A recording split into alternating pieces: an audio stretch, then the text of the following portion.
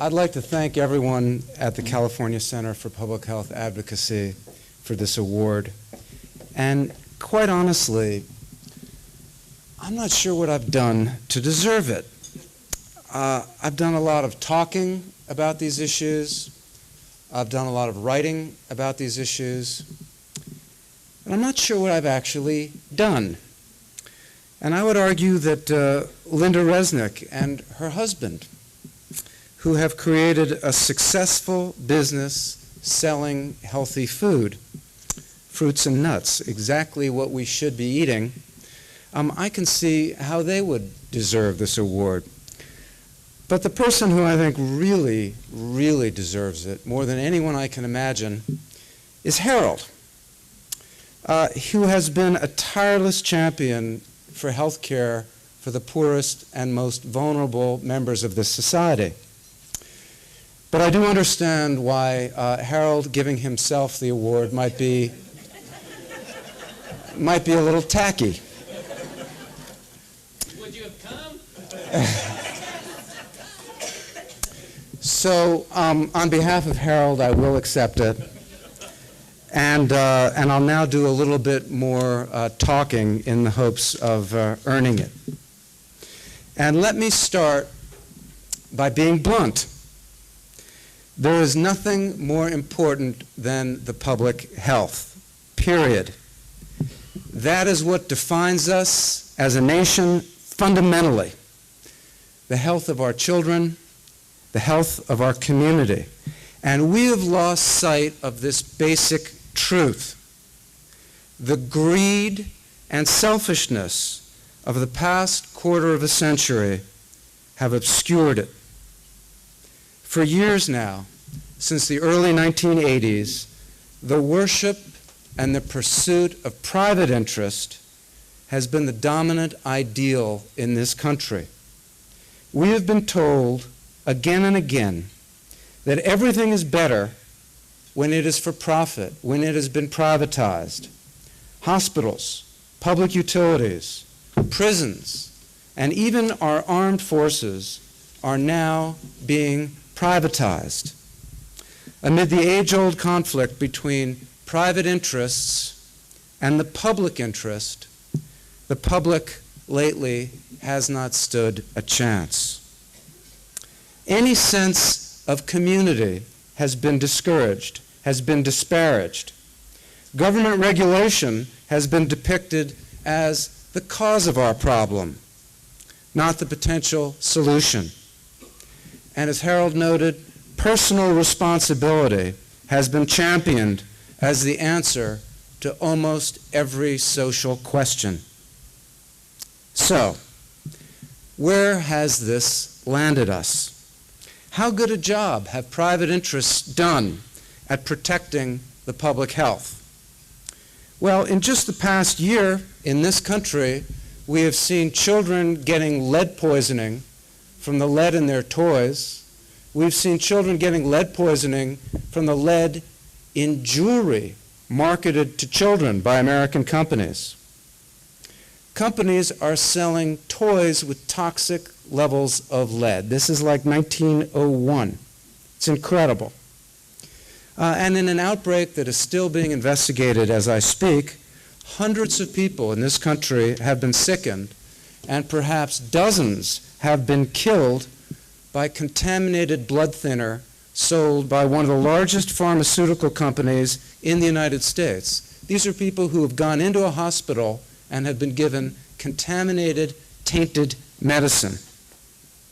Now, I don't know how many of you saw, but the New York Times did an investigation this week that showed the photographs of the factories in China where the ingredients of this blood thinner were being manufactured. It was disgusting.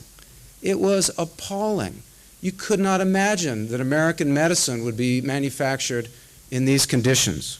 Why was it being manufactured in these conditions? For profit, because it was a little cheaper for this company to do it. Basically, in home workshops. Incredible. Even more disgusting and appalling to me were the images from the slaughterhouse not far from here in Chino, that were obtained by the Humane Society. Now, I spent years researching Fast Food Nation. I have visited slaughterhouses and processing plants, and I have seen terrible working conditions, terrible mistreatment of livestock, and I have never seen anything as bad as what that footage showed. The footage showed very sick animals, downer cattle, being tortured, being dragged by forklifts into slaughterhouses, and then being turned into hamburger meat. Downer cattle pose a risk of mad cow disease. They are much more likely to be contaminated with E. coli and salmonella and just about every dangerous pathogen that you can list. Nobody should ever eat the meat from downer cattle, ever. What was happening to these cattle? They were being turned into the ground beef for two of our large fast food chains, but even more appalling, the ground beef for the National School Lunch Program. We are talking about the most miserable animals that no one should ever be eating, destined for schools throughout this country. In fact, the company at the heart of this scandal is one of the biggest suppliers to the National School Lunch Program. This is taxpayer money being used to support these sort of abuses. And you know, whatever they caught on camera is but the tip of the iceberg of what's been going on in this industry. So I'd like to think that the written word could have some effect, but 7 years after Fast Food Nation was published, we're talking about conditions far more appalling than anything I wrote about or anything I saw. The cheapest, worst, dirtiest meat being sent to be served to our children. That is where things stand today. We have returned to the jungle, literally, to the days of Upton Sinclair, in which government regulations have been completely weakened, and government agencies that are supposed to be protecting the public health are now controlled and dominated by the industries they were created to regulate. I'm talking about the FDA and the USDA, the two principal food safety agencies, are completely dominated and controlled by industry at great, great cost to all of us. What we are seeing right now is the ruthless and selfish pursuit of profit, and the public be damned.